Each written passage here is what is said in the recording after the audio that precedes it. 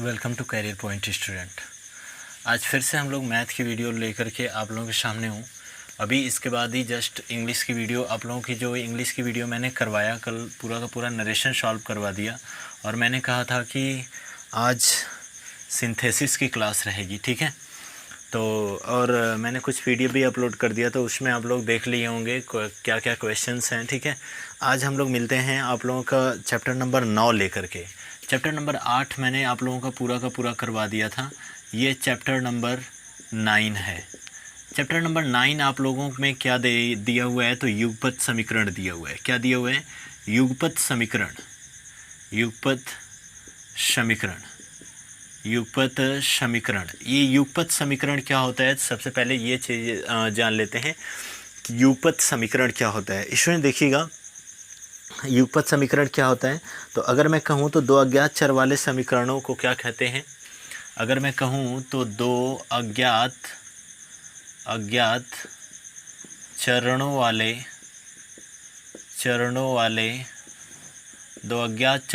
समीकरण को युगपत समीकरण कहते हैं। युगपत समीकरण कहते हैं, ठीक है। दो अज्ञात चरणों वाले समीकरण को युगपत समीकरण कहते हैं, ठीक है ना। दो अज्ञात चरणों वाले समीकरण को युगपत समीकरण कहते हैं। अच्छा, ये युगपत समीकरण क्या होता है, तो देखिएगा, थोड़ा सा ध्यान से देख लो स्टूडेंट। यहाँ पे युगपत समीकरण अगर क्या होता है, तो युगपत समीकरण में सबसे पहली चीज़, दो अज्ञात चरणों वाले समीकरण को युगपत समीकरण कहते हैं। जैसे अगर मैं कहूँ, अगर मैं यहाँ पे मैं बात कर रहा हूँ कि आपका क्या दिया हुआ है, तो अगर मैं युगपत समीकरण की बात कर रहा हूँ तो यहाँ पे ax प्लस by प्लस सी बराबर 0। देखो, दो अज्ञात चर है ना। अगर मैं यहाँ पे एक बात कर रहा हूँ, इसको a1 कर दिया, b1 कर दिया और c1 कर दिया, और यहाँ पे मैं कह रहा हूँ a2x plus b2y plus c2 बराबर कितना? 0 हो गया स्टूडेंट। बड़े ध्यान से समझिएगा, ठीक है ना। यह एक समीकरण, हमेशा युगपत समीकरण में ना आपके जोड़े मिलेंगे। इसका मतलब ही क्या होता है? जोड़ा होता है, ठीक है ना। और यहाँ पे क्या हो जाएगा, दो टाइप्स के समीकरण मिलेंगे। इसका मतलब कि एक फर्स्ट वाला टर्म देगा, दूसरा एक आपका और भी समीकरण देगा। ये युगपत समीकरण को हम लोग सॉल्व कितने मेथड से करते हैं? देखिए, विधियाँ तो 3 हैं। विधियाँ 3 हैं आपकी, कौन कौन सी? एक आपका प्रतिस्थापन विधि है, ठीक है ना। युगपत समीकरण को हल करने की विधि कौन सी है? तो एक आपकी प्रतिस्थापन विधि है, प्रतिस्थापन विधि है।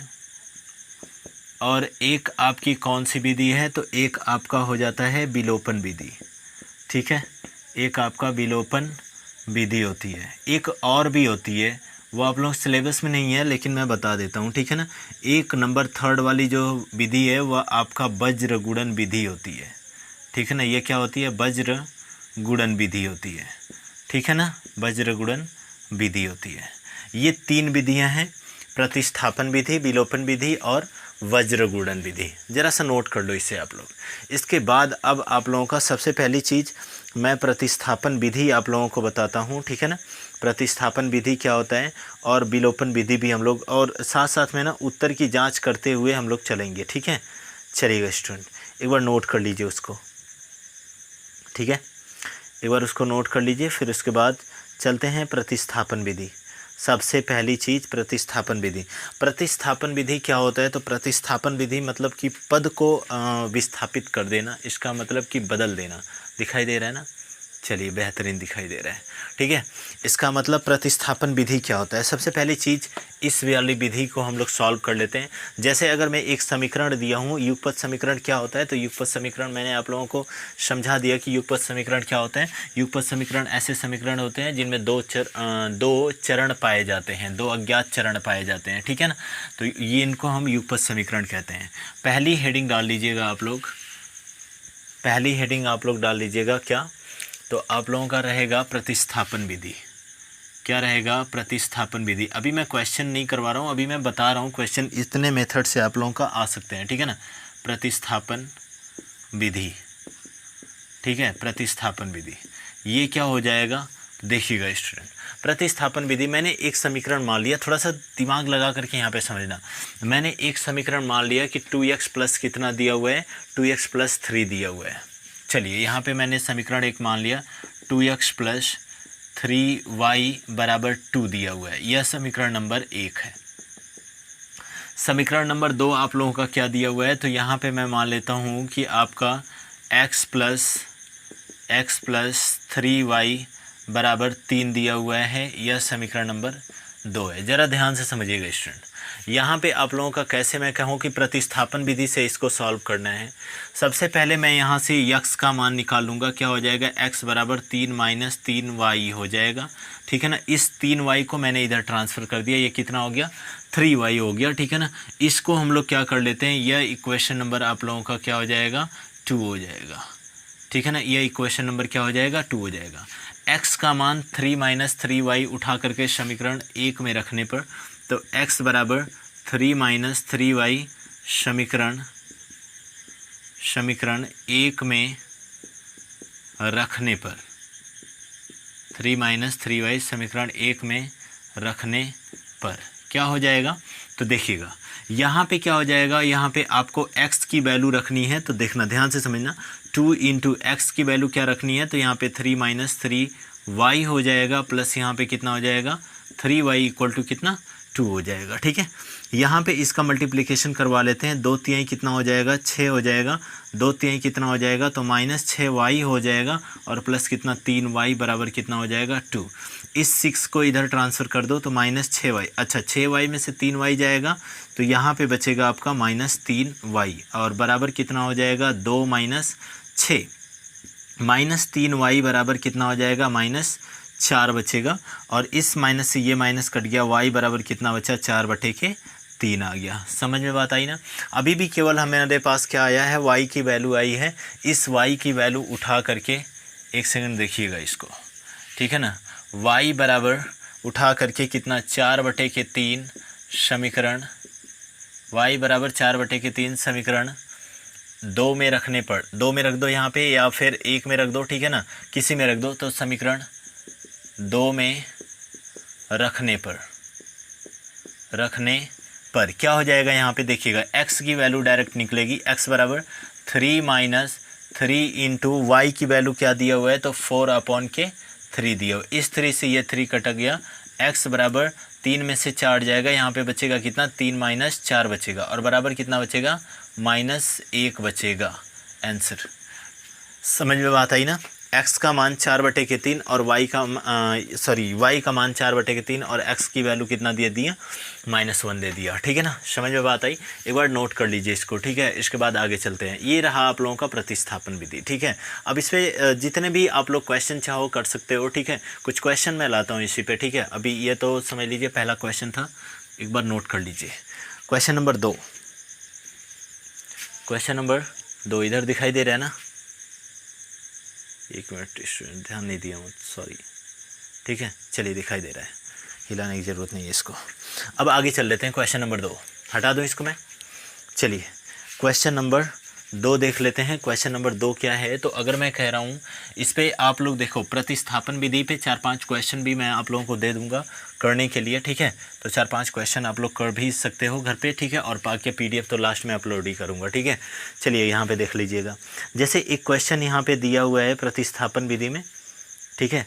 एक क्वेश्चन यहाँ पे आप लोगों का मैं दे देता हूँ, तो आपका क्या हो जाएगा। जैसे यहाँ पे एक क्वेश्चन है, x प्लस वाई बराबर 3 दिया हुआ है, और x माइनस वाई बराबर कितना, 4 दिया हुआ है। चलिए ज़रा जानते हो, ये क्वेश्चन नंबर फर्स्ट है, ठीक है। क्वेश्चन नंबर फर्स्ट कर लोगे, इसको भी आप लोग प्रतिस्थापन विधि से लगाना है। इसको हमने मान लिया समीकरण 1 है। यहाँ पे आपका क्या हो जाएगा, यहाँ पे आपका क्या हो जाएगा, तो यह x equal to 4 plus Y, यह y इधर चला जाएगा। यह इक्वेशन नंबर 2। अब समीकरण 2 यानी ऐसे लिख देते हैं, x बराबर 4 प्लस वाई समीकरण 2 में रखने, समीकरण 1 में रखने पर, समीकरण 1 में रखने पर। कुछ नहीं करना है, मैंने क्या किया, मैंने देखा तुरंत इस y को इधर ट्रांसफ़र कर दिया, यहाँ से भी y को ट्रांसफ़र कर दोगे तो 3 - y हो जाएगा। चूँकि यहाँ पे माइनस दिया हुआ था, इसको मैंने ट्रांसफ़र किया तो ये प्लस हो गया। ठीक है, अब यहाँ पे क्या कर लेते हैं, तो यहाँ पे स्टूडेंट देखिएगा आपका क्या हो जाएगा, x बराबर 4 + y दिया हुआ है ना, तो यहाँ पे आप उठा करके जब इसमें रखोगे तो x की जगह पे कितना रखोगे, 4 + y, तो यहाँ पे क्या हो जाएगा 4 + y प्लस कितना y बराबर कितना 3 हो जाएगा। ये y और y कितना 2 हो जाएगा, इस 4 को उधर ले जाओ। ठीक है ना, यानी 2y बराबर कितना 3 - 4। ठीक है, 2y बराबर कितना, यह -1 बचेगा, y बराबर कितना हो जाएगा -1 / कितना 2 हो जाएगा। ठीक है, इधर लगा देता हूँ, y का मान किसी भी में, समीकरण 1 या समीकरण 2 किसी में रख दो, y बराबर -1/2 समीकरण 2 में रखने पर, समीकरण 2 में रखोगे डायरेक्ट x की वैल्यू आएगी। ठीक है ना, समीकरण 2 में रखने पर, समीकरण 2 में रखने पर। ठीक है ना, इसकी क्लासेस मुझे लग रहा है स्टूडेंट 2 लानी पड़ेगी। ठीक है, लेकिन फ़िलहाल में हम लोग एक ही पे सोचते हैं, देख रहे हैं, देखते हुए क्लियर कर देते हैं। ठीक है ना, यहाँ पे देख लेते हैं आपका क्या हो जाएगा, समीकरण 2 ये रहा, समीकरण 2 आपको दिख रहा होगा, ये क्या हो जाएगा, तो y = यहाँ पे रखना है, तो x बराबर कितना 4 प्लस और यहाँ पे -1/2, y की जगह पे हम रखेंगे -1/2। ठीक है ना, x बराबर 4 और प्लस में माइनस का गुणा -1/2 हो जाएगा, यहाँ पे /1 हो जाएगा। x बराबर यहाँ पे आपका 2 हो जाएगा, 4 दूनी के 8 -2 से 2 कट गया, यहाँ पे कितना 1, 8 में से 1 जाएगा 7/2। क्लियर है, ये आपका आ जाता है दूसरे का आंसर। ठीक है ना, चलिए आगे चल लेते हैं। क्वेश्चन नंबर नेक्स्ट एक और आप लोगों का देख लेते हैं। बाकी देखिए, इसमें जो उत्तर की जांच करने वाली बात है ना, अगर उठा करके आप x और y की वैल्यू उठा करके अगर आप यहाँ पे रखते हो ना, तो 3 आना चाहिए। अगर कभी कह दे कि उत्तर की जांच भी कीजिए ना, तो मैं यहाँ पे कर देता हूँ एक क्वेश्चन में। ठीक है, उत्तर की जांच कैसे करते हैं। ठीक है ना, उत्तर की जांच यहाँ पे कैसे करते हैं स्टूडेंट, उत्तर की जांच कैसे करोगे, x + y बराबर कितना है 3 दिया हुआ है, तो देखो x + y बराबर 3, यहाँ पे हमें 3 लाना है, x + y, अगर 3 आएगा तो हमारा क्वेश्चन सही है, अदरवाइज रॉन्ग है। ठीक है ना, यहाँ पे कितना है, x की वैल्यू 7/2 दिया हुआ है और y की वैल्यू यहाँ पे -1/2 दिया हुआ है, तो -1/2 ये प्लस रहेगा। ठीक है, बराबर 3 दिया हुआ है, अभी देखेंगे 3 बराबर 3 आएगा तब तो सही है। ठीक है ना, 7/2 प्लस में माइनस का गुणा -1/2, अब बराबर कितना हो जाएगा 3, इन दोनों का 7 में से 1 जाएगा 6/2 बराबर कितना 3, 2 3 कितना हो जाएगा 6, 3 बराबर कितना 3 हो जाएगा। ठीक है ना, क्लियर है, इसका मतलब उत्तर हमारा क्या है, सही है। ठीक है, इसमें मैंने आप लोगों को रख करके दिखा दिया, बाकी क्वेश्चन आप लोग लगा सकते हैं। ठीक है, चलिए आगे चलते हैं। तो ये रही प्रतिस्थापन विधि। एक बच्चे स्टूडेंट आ जाते हैं विलोपन विधि पे। ठीक है ना, बाकी प्रतिस्थापन विधि और विलोपन विधि ये आप लोगों का क्वेश्चन मैं लास्ट में लगा दूंगा। ठीक है, चलिए आगे चलते हैं। यहाँ पे अगर वज्र गुणन विधि लगानी रहे तब कैसे लगाओगे, मैं उसके लिए भी बता रहा हूँ। सबसे पहले तो यहाँ पे आप लोग प्रतिस्थापन विधि और विलोपन विधि देख लो। विलोपन विधि में क्या होता है ना कि एक टर्म को इक्वल करना पड़ता है। विलोपन विधि में एक टर्म को इक्वल करना पड़ता है, एक पद को बराबर करना पड़ता है। ठीक है ना, तो यह आपका जैसे यहाँ पे अगर मैं एक क्वेश्चन ले लूँ कि 2x - 3y बराबर 13, यह आपका विलोपन विधि है। यह कौन सी विलोपन विधि है, यह विलोपन विधि है।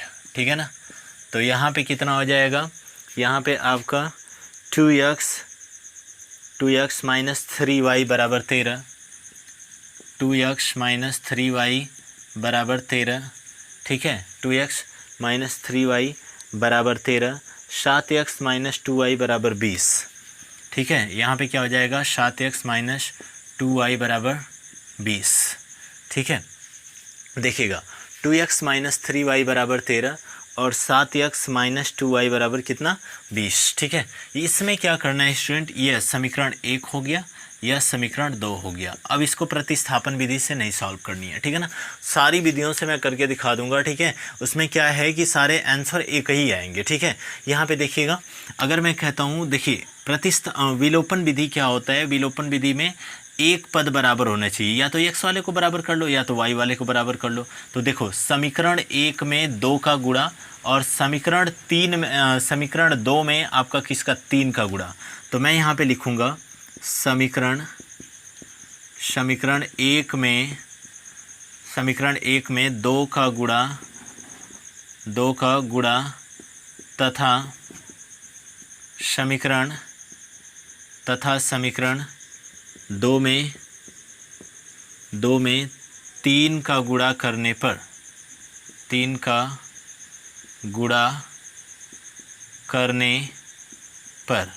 ठीक है ना, यानी समीकरण 2 में 3 का गुणा करने पर। अब यहाँ पे समीकरण 1 में 2 का गुणा, तो समीकरण 1 में 2 का गुणा करो, 2 दूनी के कितना हो जाएगा 4x हो जाएगा, फिर 2 तिहाई कितना हो जाएगा तो 6y हो जाएगा बराबर 13 दूना के 26। ठीक है, अगर मैं यहाँ पे बात करता हूँ समीकरण 2 में किसका 3 का गुणा करना है, तो यहाँ पे 3 का गुणा कीजिए।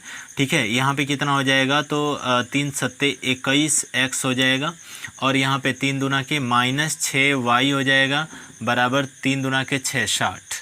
ठीक है, यहाँ पे आगे चल लेते हैं, तो यह आपका माइनस प्लस माइनस इससे ये कट जाएगा। ठीक है ना, यानी समीकरण 1 में से 2 को क्या करने पर, घटाने पर। ठीक है ना, यहाँ पे मैंने लिख देता हूँ, यहाँ पे समीकरण 1 में से 2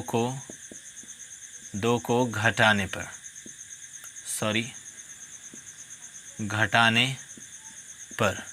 समीकरण 1 में से 2 को घटाने पर यहाँ पे क्या हो जाएगा, 21 में से 4 जाएगा, 11 में से 4 जाएगा 7, 11 में से 4 जाएगा 7, और यहाँ पे 17 -17 x बराबर कितना हो जाएगा, इसमें से इसको लेस कर लो, तो 10 में से 6 जाएगा 4, 10 में से 6 जाएगा आपका 4 बचा, 5 में से 2 जाएगा 3, 34। तो यहाँ पे माइनस स्टूडेंट होगा, माइनस से माइनस कट गया, 17 कम 17, 17 दूना के 34, x बराबर कितना आ गया 2। अब इस x का मान उठा करके आप समीकरण 1 या 2 में रख दो, तो यहाँ पे x बराबर 2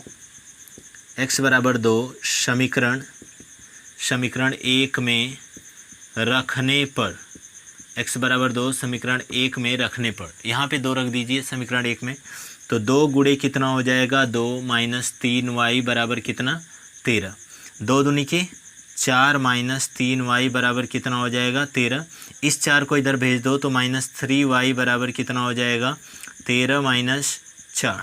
ठीक है ना, अब यहाँ पे क्या हो जाएगा, तो यहाँ पे आपका -3y 13 में से 4 जाएगा 9, 4 13 होता है। ठीक है ना, तो यहाँ पे कितना बचेगा 9, और 3 एक कम 3, 3 3 के 9, यहाँ पे y बराबर कितना हो जाएगा -3। समझ में बात आ गई, एक बार इसको लगा लीजिए। ठीक है, यह रहा आप लोगों का विलोपन विधि। विलोपन विधि क्या होता है, टर्म क्या होता है, यह आप लोगों का इक्वल करना होता है, दोनों पदों को इक्वल करके कोई एक पद, इसका मतलब y वाला या तो x वाला, कोई एक पद इसमें से क्या करना है, दोनों को इक्वल करके लगा सकते हो।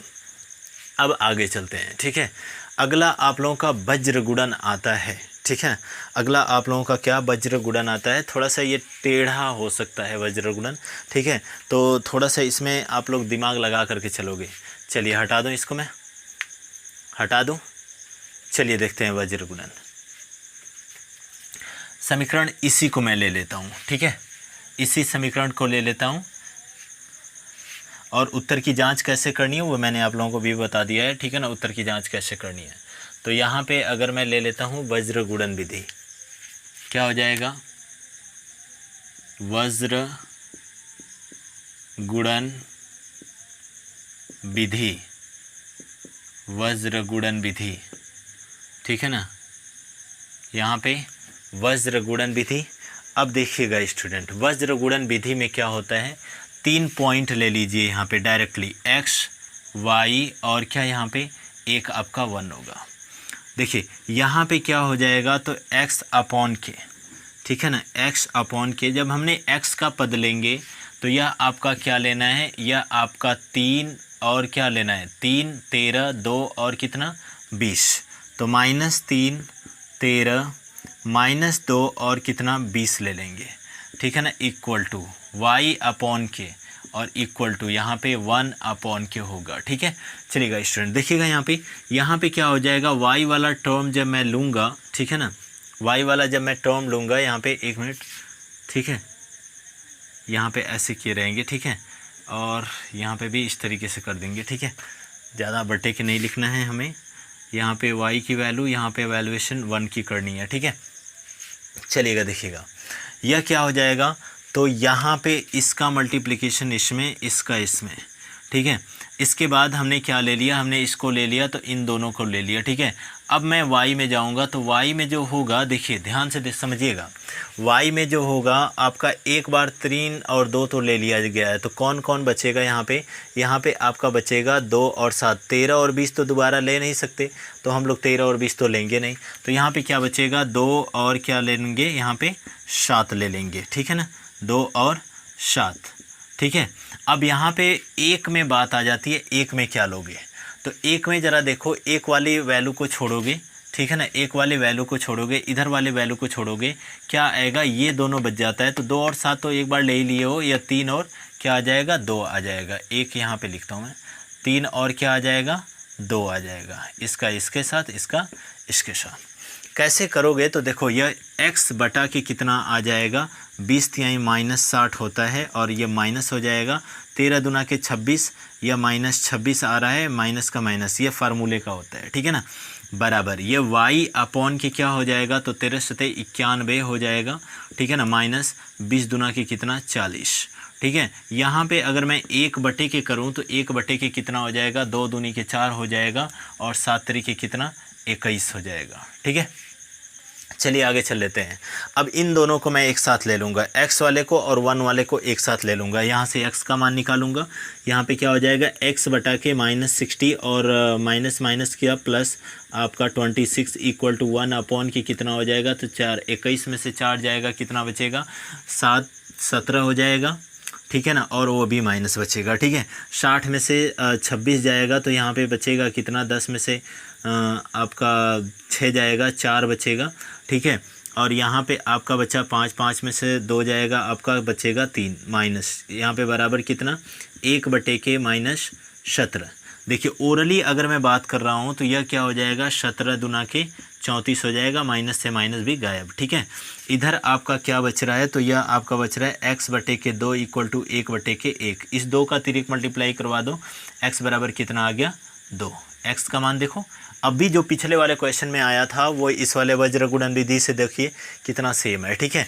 इसके बाद एक बार और देख लीजिएगा इसको, यह क्या हो जाएगा, अब y की भी वैल्यू तो निकालनी है, y बटे के कितना है, तो y बटे के आपका y अपॉन के 91 माइनस 40 है, और बराबर कितना हो जाएगा, 1 बटे के 4 माइनस 21 हो जाएगा। यहाँ पे y अपॉन के कितना हो जाएगा, तो यह y अपॉन के कितना हो जाएगा, तो यहाँ पे 11 में सॉरी 1 और 9 में से 4 जाएगा, 5, 51 बराबर यहाँ पे कितना हो जाएगा, तो 4 जाएगा, ठीक है,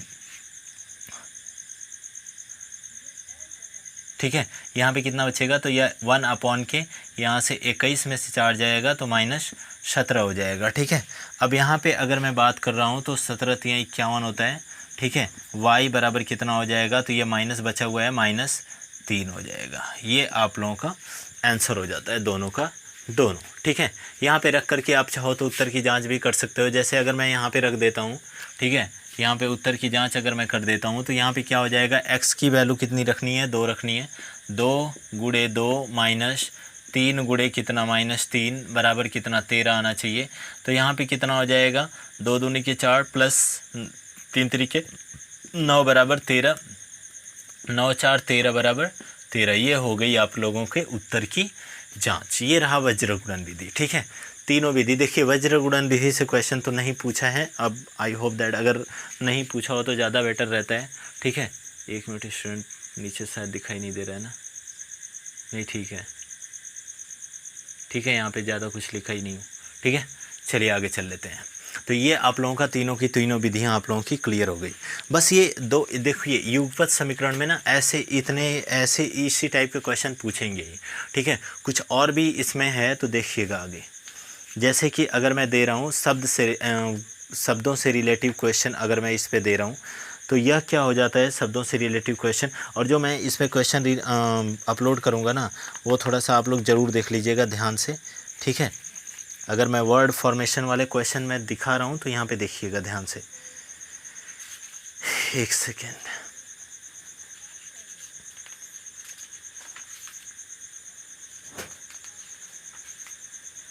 चलिए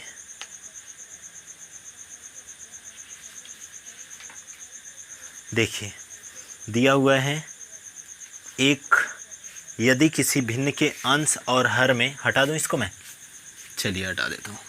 यदि किसी भिन्न के अंश और हर में, क्वेश्चन देखिएगा, इसमें से कोई भी विधि आप लोगों से पूछ सकता है, तो आप लोग अच्छे से लगा सकते हो, डिनोट कर सकते हो, और इसको मैं यहीं तक आप लोगों का ख़त्म करूँगा, ठीक है।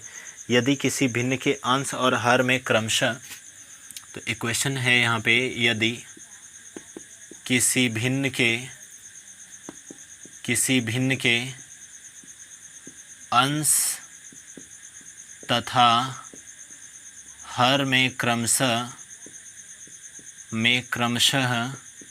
यदि किसी भिन्न के अंश तथा हर में क्रमशः एक घटा दें तो नई भिन्न 1/5 हो जाती है, ठीक है ना। अंश तथा हर में क्रमशः एक घटा दें तो वह भिन्न या नई भिन्न, ठीक है ना, वह भिन्न 1/5 हो जाती है, 1/5 हो जाती है, ठीक है ना। यदि किसी भिन्न के अंश और हर में से एक घटा दें तो वह 1/5 हो जाती है। यदि उसके अंश और हर में क्रमशः एक जोड़ दें तो, यदि उसके अंश तथा हर में एक जोड़ दें तो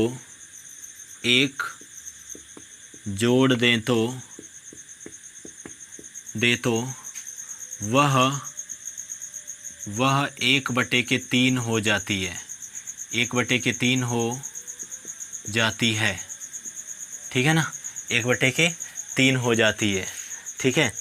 तो वह भिन्न बताइए, तो उस भिन्न का मान ज्ञात करना है, ठीक है ना। तो वह भिन्न क्या होगी, चलिएगा आगे चल लेते हैं। तो वह भिन्न क्या होगी, यह आप लोगों का इस टाइप का, आई होप दैट कि फर्स्ट वाला क्वेश्चन है, ठीक है ना। तो यहाँ पे देख लेते हैं, कह रहा है कि यदि किसी भिन्न के अंश तथा हर में क्रमशः एक घटा दें तो, ठीक है, वह भिन्न कितनी हो जाती है, 1/5 हो जाती है, ठीक है। और इधर दिया हुआ है कि यदि उसके अंश तथा हर में एक जोड़ दें तो वह भिन्न कितनी हो जाती है, 1/3 हो जाती है। मोस्ट इम्पॉर्टेंट क्वेश्चन है, इसको मोस्ट कर लीजिएगा, ठीक है ना, ये पूछ सकता है। तो देखिएगा 2 नंबर में आ सकते हैं क्वेश्चन स्टूडेंट, ठीक है। माना भिन्न का अंश तथा हर, माना भिन्न का अंश तथा हर x, y है, ठीक है ना। यानी भिन्न का अंश क्या है, तो x है, और हर क्या है, तो वह आपका y है, ठीक है। अब यहाँ पे मैं कह रहा हूँ कि यहाँ पे प्रश्नानुसार देखिए, यदि किसी भिन्न के अंश तथा हर में क्रमशः एक घटा दिया जाए तो, अच्छा, एक अगर भिन्न होगी तो वह x/y के रूप की होगी। उसमें से दोनों में से कह रहा है अंश में से एक घटा दिया जाए, तो मैंने एक घटा दिया, और यहाँ पे भी कह रहा है कि y हर में से, एक मिनट पेशेंट, लाइट कट गई यार, शिकायत ऐसी हो जाती है अगर लाइट कट जाती है तो।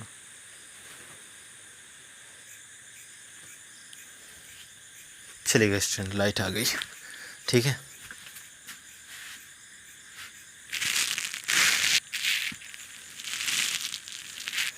ठीक है, यहाँ पे देख लेते हैं x-1 है, और इसके बाद आपका क्या है, कह रहा है कि हर में से भी एक घटा दिया जाए, तो 1 घटा दिया मैंने हर में से भी, वह भिन्न कितनी हो जाती है, 1/5 हो जाती है। सबसे पहले इसको देख लेते हैं, इसका मैं 3 मल्टीप्लाई करवा देता हूँ, 5 में x का तो 5x हो जाएगा, माइनस कितना 5 में y 1 का तो 5 हो जाएगा, बराबर कितना 1 में इसका करवाएंगे तो 1 y माइनस कितना हो जाएगा, 1 हो जाएगा। इस y को इस साइड लेते आओ, 5x माइनस वाई बराबर, इस 5 को उधर लेते जाओ तो ये 5 प्लस में हो जाएगा और -1, यह 5x माइनस वाई बराबर कितना हो जाएगा, तो यह आपका 4, इक्वेशन नंबर फर्स्ट, ठीक है ना। ये इक्वेशन नंबर फर्स्ट हो जाता है। चलिएगा आगे देख लेते हैं। अगला आप लोगों का ये है, ठीक है। अगला क्या बनेगा, तो अगला देखिएगा। अगला कह रहा है कि यहाँ तक तो आपका क्लियर हो गया एक पोर्शन।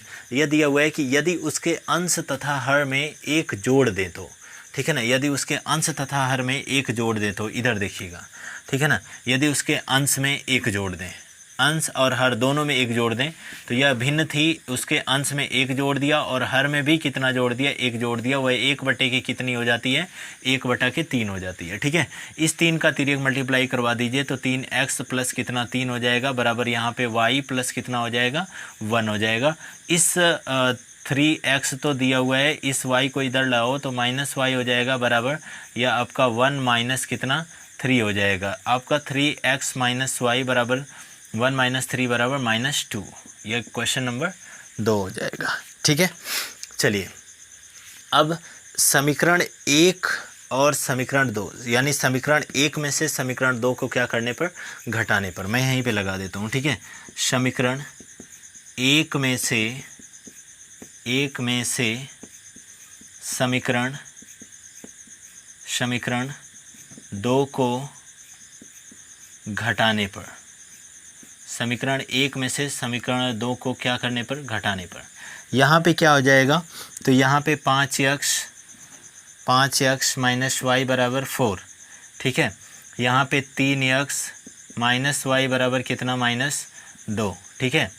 यहाँ पे माइनस, यहाँ पे प्लस, या आपका क्या हो जाएगा प्लस, y से y कट गया, 5 में से 3 जाएगा 2x बराबर यहाँ पे 4 2 कितना हो जाएगा 6, 2 1 कम 2 2 3 6, x बराबर मतलब अंश आ गया आपका 3, और यह x बराबर 3 आ गया। इस x का मान उठा करके समीकरण 1 में रख दो या फिर 2 में रख दो, ठीक है। तो यहाँ पे मैं लगा देता हूँ, कई पार्ट में डिवाइड करना पड़ गया। चलिए यहाँ पे लगा देते हैं, x बराबर 3 इधर दिखाई दे रहा है, ठीक है। यहाँ पे मैं लगा देता हूँ, ठीक है। इसके बाद x बराबर 3 जो है यहाँ पे मैं लगा देता हूँ, उधर दिखाई नहीं देगा शायद, ठीक है। x बराबर 3 समीकरण 1 में रखने पर, समीकरण 1 में रखने पर, x बराबर 3 समीकरण 1 में रखने पर क्या हो जाएगा, तो यहाँ पे 5 गुणे 3 हो जाएगा, माइनस y बराबर कितना 4, 5 तिहाई कितना हो जाएगा, तो 15 माइनस y बराबर कितना 4, इसको इस साइड भेज दो, माइनस y बराबर कितना हो जाएगा 4 माइनस 15, और यहाँ पे माइनस y बराबर कितना हो जाएगा, तो यहाँ पे आपका माइनस y बराबर कितना हो जाएगा 4 जाएगा, तो -11 बचेगा, माइनस से माइनस कट गया, y बराबर कितना 11 हो गया, ठीक है। अब अगर मैं कहूँ तो भिन्न क्या हो जाएगी, तो भिन्न को हम लोग क्या लिखते हैं, भिन्न को x बटे के y के रूप में लिखते हैं, जो कि बराबर x का मान आपका 3 आया है, बटे के कितना 11 आंसर, ठीक है। एक बार नोट कर लीजिए इसको, उसके बाद आगे चल देते हैं। इसमें बीच में लाइट कट गई, ठीक है, तो इसके लिए एक्सट्रीमली सॉरी। थोड़ा सा आप लोग बने रहिए और बेहतरीन से बेहतरीन क्वेश्चन करवाऊंगा, ठीक है। चलिए आगे चलते हैं। आप लोगों का क्वेश्चन नंबर नेक्स्ट हटा दूं। इस टाइप के बहुत सारे क्वेश्चन आप लोगों को 2-3 क्वेश्चन, और जो PDF में डालूंगा ना उस पर इस टाइप के 2-3 क्वेश्चन दिए रहे होंगे, तो वो आप लोग सॉल्व कर लीजिएगा, ठीक है। चलिए युगपत समीकरण में और भी अगर कुछ टाइप के मैं क्वेश्चन अगर आप लोगों को दूं, तो देखिए एक आता है एज से रिलेट करके, ठीक है, एज से रिलेट करके। चलिए पहले इसको मैं हटा देता हूँ।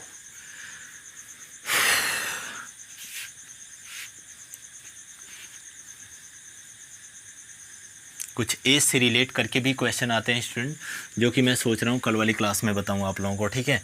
और आज के लिए ये इतना ही, मिलते हैं कल वाली क्लास में, ठीक है। एज से कुछ एज संबंधित क्वेश्चन भी आप लोगों का चैप्टर 9 में कुछ 2-4 क्वेश्चन करवाऊँगा। बाकी जो एज से संबंधित क्वेश्चन है ना, वो तो इसमें आप लोगों का पूरा करवा दूँगा। जस्ट इसके बाद आप लोग सिंथेसिस के वीडियो देखिए, ठीक है। और सिंथेसिस की वीडियो ये आप लोगों का चैप्टर नंबर जो 10 है वह आप लोगों का कल, अच्छा चैप्टर नंबर 10 जो है वो आप लोगों का कल ख़त्म हो जाएगा। गुणनखंड विधि जो दिया हुआ है, ठीक है ना, ये चैप्टर नंबर 10 है, 2-4 क्वेश्चन दिए हुए हैं आप लोगों के पर्सनली में, ख़त्म हो जाएगा। इसके बाद चैप्टर नंबर 11 चलेगा, ठीक है। चलिए आज के लिए इतना ही। चैनल को लाइक शेयर और सब्सक्राइब करना बिल्कुल ना भूलें। समझ में बात आ रही है, ठीक है। Okay, good bye.